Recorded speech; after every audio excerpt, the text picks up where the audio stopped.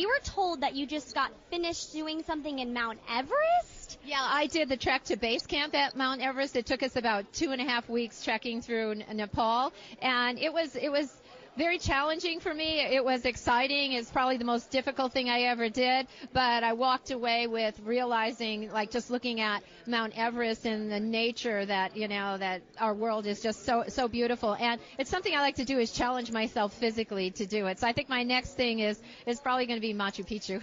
Oh my gosh, I need to follow you around. That sounds amazing. So what was the one thing that you think you told yourself to get through the rest of the hike?